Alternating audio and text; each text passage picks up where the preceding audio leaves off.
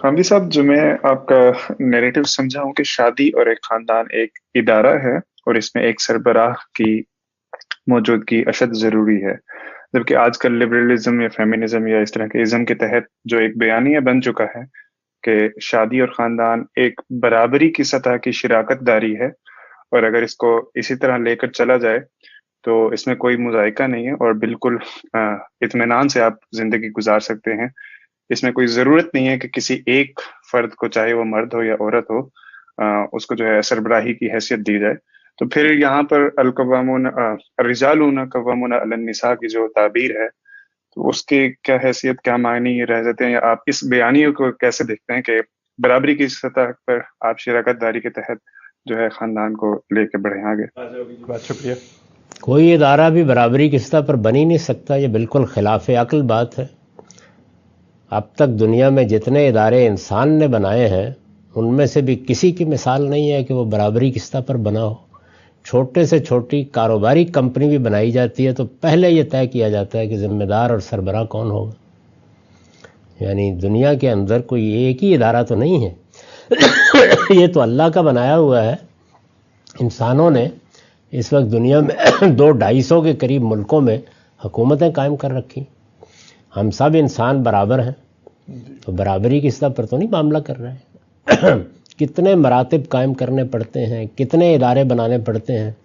एक कोर्ट कायम करते हैं, भाई मेरा मुकदमा आ गया, इस काजी के पास चला गया, वो उसके पास चला गया, वो भी बराबर नहीं होते, एक चीफ जस्टिस का तकर्रुर करते हैं कोई नज़म नहीं कायम किया जा सकता। इसलिए बराबरी की सतह पर कोई इदारा बन ही नहीं सकता, इम्कान नहीं है।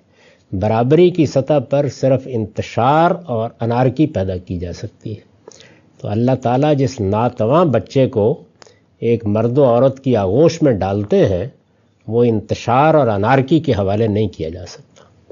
तो उसके लिए अल्लाह ने जो कानून बनाया है वो कानून ये है कि इस इदारे का एक सरबराह होगा और बहुत बड़ी जिम्मेदारी उस पर डाली है, आखिरी दर्जे की बड़ी जिम्मेदारी। ज़मीन पर इससे बड़ी कोई जिम्मेदारी हो ही नहीं सकती, वो है कमा के लाने की जिम्मेदारी।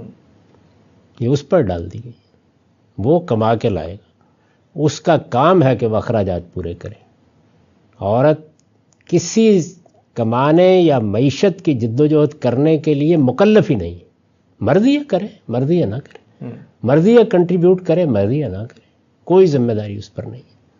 तो वो घर में इत्मीनान के साथ बैठकर फिल्म देखे या टेलीविज़न को मुशाहिदा फरमाए या कोई नावल पढ़े, कुछ नहीं कर सकती। लेकिन आप बैठ जाएं और ये कहें कि ज़रा तुम जाओ और ज़िम्मेदारी उठाओ। मैंने तो औरतों से बहुत पूछा है कि आप ज़िम्मेदारी उठाने के लिए तैयार हैं? कोई नहीं उठाता। बहुत बड़ी ज़िम्मेदारी है, ये सोचता नहीं इंसान कितनी बड़ी ज़िम्मेदारी है। तो माश की ज़िम्मेदारी डाल के उसको मुकर्रर किया गया है, और बच्चा किसी ऐसे गैर ज़िम्मेदार जोड़े की आगोश में नहीं डाला जा सकता कि जिन्होंने अपने अंदर कोई नज़म नहीं पैदा किया।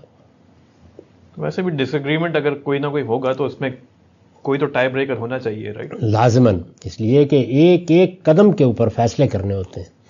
अच्छी बात यही है कि वो फैसले बाहमी एतमाद से हों, मोहब्बत से हों, एक दूसरे को समझा के हों, मशवरे से हों। लेकिन ऐसा वक्त आ जाता है कि जब आपको एक डिसीजन देना होता है, वो फिर सरबराही का होगा। तो कोई आप यानी अमेरिका जैसे मुल्क में जिसको मिसाल के तौर पर पेश किया जाता है जदीद जमहूरियत और कौमी रियासत की, वहाँ पर भी आपके प्रेसिडेंट के पास बाज़ चीज़ों में वीटो का इख्तियार है। वहाँ बराबरी की सतह क्यों नहीं होती? तो ये बिल्कुल अहमकाना बात है, कोई बुनियाद नहीं है इसकी। और स्टेट के निज़ाम में अनारकी हो सकता है 10 दिन चल जाए।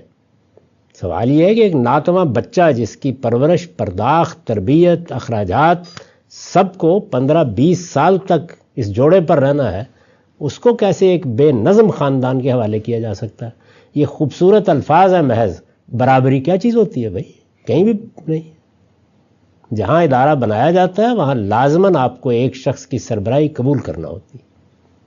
बहुत शुक्रिया सर।